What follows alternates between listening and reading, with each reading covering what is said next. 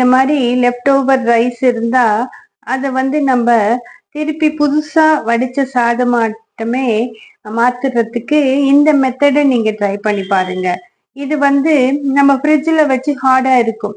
இதை பொல பொலன்னு நம்ம ஃப்ரெஷ்ஷா வச்ச சாப்பாடு மாதிரியே மாத்துறதுக்கு இந்த முறையை நீங்க ட்ரை பண்ணுங்க.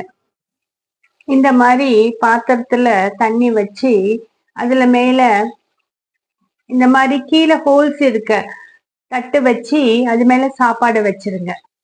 இதுக்கு மேல நடுவுல 2-3 ஐஸ் கியூப்ஸ் இந்த மாதிரி போட்டு விட்டுருங்க.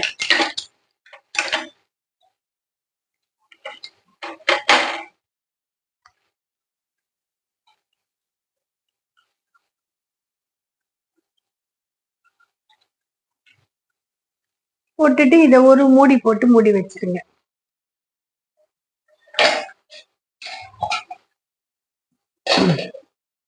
ஒரு 5 நிமிஷம் இது மாதிரி வச்சு எடுக்கும் போது சாதம் ஃப்ரெஷ்ஷாவே இருக்கும். இது எப்படி இருக்குதுன்னு நான் உங்களுக்கு காமிக்கிறேன். 5 நிமிஷம் கழிச்சு பாத்தீங்கன்னா பாருங்க, ஃப்ரெஷ்ஷா வடிச்ச சாப்பாடு மாதிரியே சாப்பாடு ரெடி ஆயிடுச்சு. பழைய சாப்பாடுன்னு சொன்னா இது யாருமே நம்ப மாட்டாங்க. இதையும் ட்ரை பண்ணி பாருங்க. நாம ஹோட்டல்ல சாப்பாடு வாங்கிட்டு இல்ல விரத நாள்ல இலைகள் வாங்கிட்டு இந்த மாதிரி நம்ம கிட்ட மிச்சமாயிடும். இதை காஞ்சி போயிடுச்சுன்னு தூக்கி போடுறோம். ஆனா அப்படி செய்யாதீங்க. இந்த இலைகள்னால நிறைய பயன்கள் இருக்கு. நான் ஒன்னொன்னா சொல்றேன். இத ஒரு நியூஸ் பேப்பர் சுத்தி ஒரு பாலித்தீன் கவர்ல போட்டு வச்சிங்கன்னா அது ஃப்ரிட்ஜுக்குள்ள வச்சிட்டிங்கன்னா வாடாம இருக்கும். அடுத்து இதுக்கு இன்னொரு டிப்ஸ் சொல்றேன். வாழை இலைக்கு வெப்பத்தை தணிக்கின்ற ஒரு குணம் உள்ளது. அதுக்கு என்ன பண்ணலாம்னு நான் சொல்றேன். இப்ப நம்ம இந்த மாதிரி நம்ம வீட்டுல தயிர் போட்டு வச்சிருப்போம். சில சமயம் நிறைய இருக்கும். பவர் கட் ஆகும் போது சில நேரம் ஃப்ரிட்ஜில் வச்சா கூட தயிர் புளிச்சு போயிடும். அதுக்கு இந்த மாதிரி ஒரு வாழை இலை அதுல போட்டு வச்சிங்கன்னா தயிர் புளிக்காம இருக்கும்.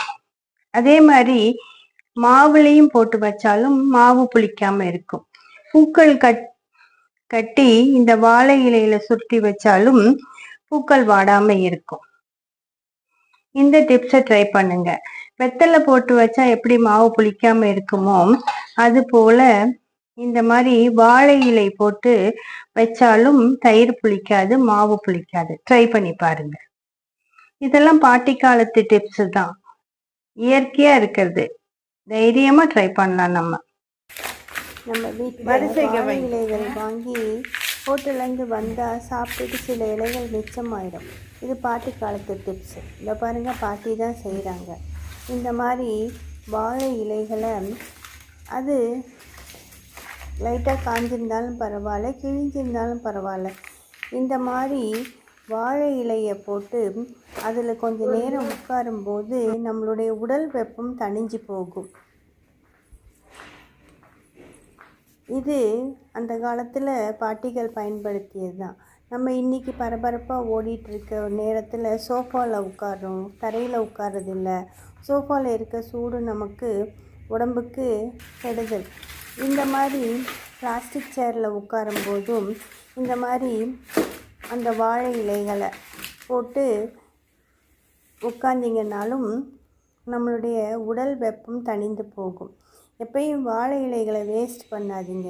இந்த மாதிரி போட்டு கொஞ்ச நேரம் உட்கார்ந்துருந்தாலும் நம்மளுடைய சூடு தணியும். ட்ராவல் பண்ணுறோம், ஆஃபீஸ்லேயும் உட்கார்ந்து இருக்கிறோம், அந்த மாதிரி இருக்கிற சமயத்தில் இதை பயன்படுத்திங்கன்னா உடல் சூடு